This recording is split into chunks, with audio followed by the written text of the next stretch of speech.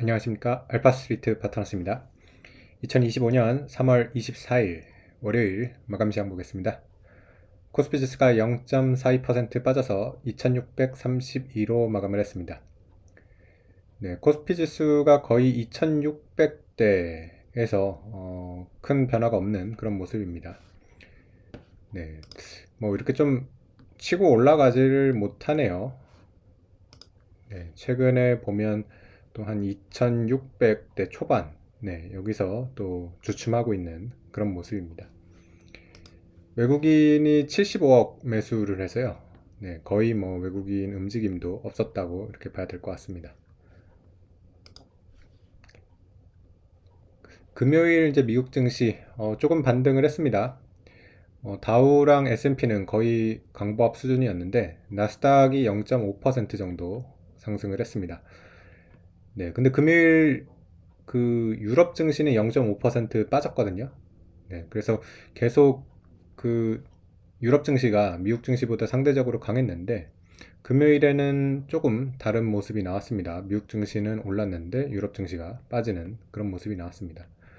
글로벌 자금이 계속해서 또 한쪽으로 이렇게 쏠릴 수는 없을 것 같아요. 지금 유럽이 또 많이 올라왔고 미국 증시가 상대적으로 좀 많이 빠져가지고 다시 좀 자금 흐름이 좀 바뀔 수도 있지 않을까 하는 그런 기대도 좀 생기고 있습니다.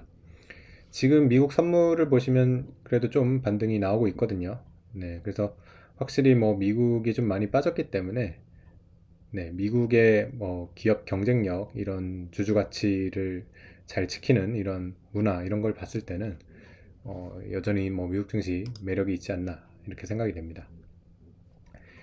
네, 금요일 주요 종목 보시면 드디어 좀 테슬라가 크게 반등을 했습니다. 5%가 넘게 상승을 했고요. 네, 테슬라가 워낙 뭐 올해 제일 많이 빠진 그런 종목이다 보니까 반등도 제일 크게 나오는 것 같고요.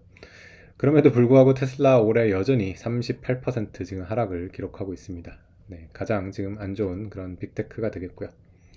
팔란티어 같은 경우는 올해 그래도 20% 이렇게 올라온 그런 상황이라서 팔란티어도 좀 많이 빠지긴 했는데 그래도 올해 성과는 상당히 좋습니다. 네, 금요일 같은 경우도 팔란티어는 4% 반등을 하면서 확실히 좋은 흐름을 계속 보여주고 있습니다. 다른 빅테크들도 대체적으로 다 올랐고요. 엔비디아만 0.7% 정도 이렇게 하락을 했습니다. 네, 애플 같은 경우도 뭐 계속해서 그래도 빅테크 중에서는 가장 단단한 그런 모습을 보여주는 것 같습니다. 여전히 뭐 주가가 거의 220불 가까이 되니까 애플 같은 경우는 그렇게 많이 빠진 느낌은 아니에요. 네, 그리고 코스트코 같은 경우도 1.5% 반등을 하면서 오랜만에 좀 필수 소비재 쪽도 반등하는 모습이 좀 나왔고요. JP모건도 1.1% 오르면서 그래도 좀 대표 주식들이 조금씩 올라오려고 하는 모습을 보입니다. 네, 그리고 보잉 같은 경우는 3%가 올랐는데 반면에 로키드 마틴은 5.7%가 빠졌어요. 그 미국의 차세대 전투기 F-47이라고 하네요. 보잉이 만들 것 같아요. 네, 그러면서 여태까지 보면 지금 F-22나 F-35는 로키드 마틴이 만들었거든요. 네, 만약에 이번에 차세대 6세대 전투기를 보잉이 가져가니까 보잉이 또 앞으로 좋을 수도 있을 것 같다는 그런 생각도 듭니다.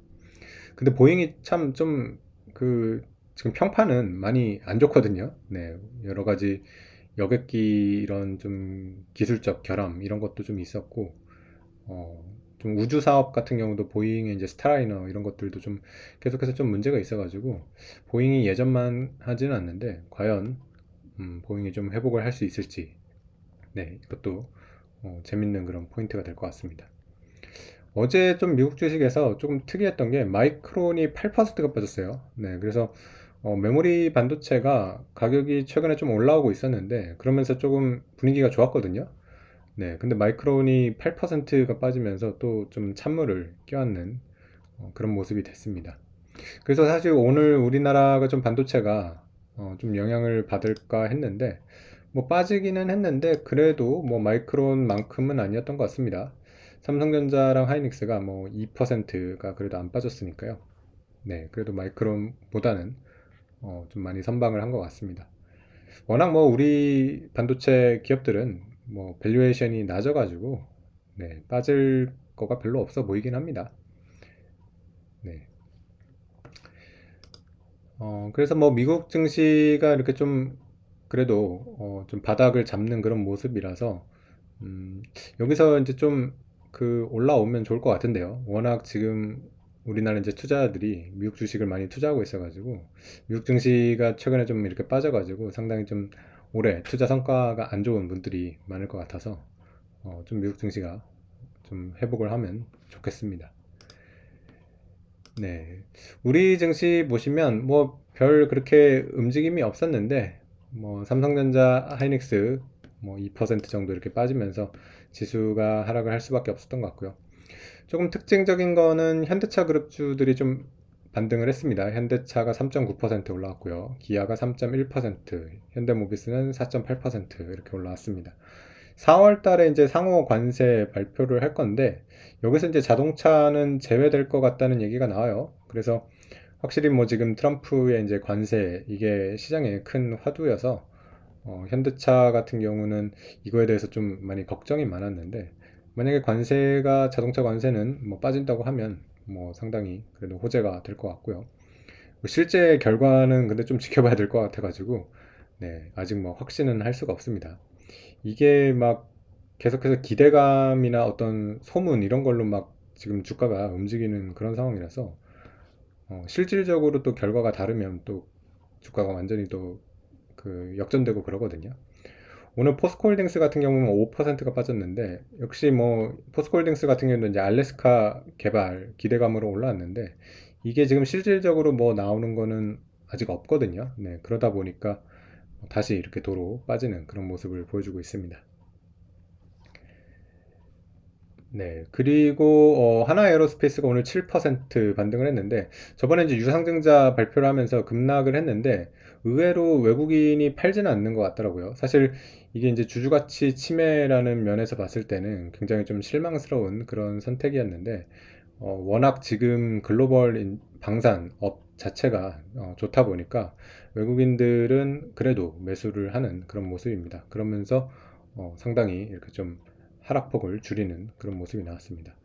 삼성 SDI 같은 경우도 오늘 뭐 0.5% 이렇게 올라오면서 네, 삼성 SDI 같은 경우는 유상증자로 하락했던 분은 꽤 이렇게 돌리는 그런 모습이었습니다. 네, 방산주는 뭐 계속해서 좋다는 게 현대로템 같은 경우는 뭐 사상 최고가 계속 경신하고 있는 그런 모습이에요. 네, 그래서 지금 뭐 11만 5천 원대 이렇게까지 오는 그런 모습이라서 확실히 방산의 이런 업황 자체는 뭐 계속해서 좋은 그런 모습인 것 같습니다.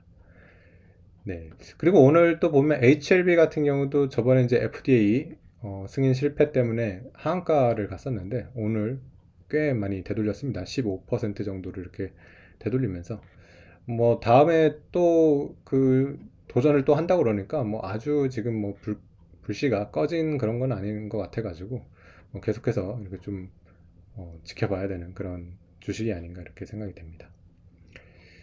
네. 우리 시장 같은 경우는 참 그 아쉬워요. 왜냐하면 그 이번에 삼성 SDI랑 하나 에어로스페이스도 그렇고요.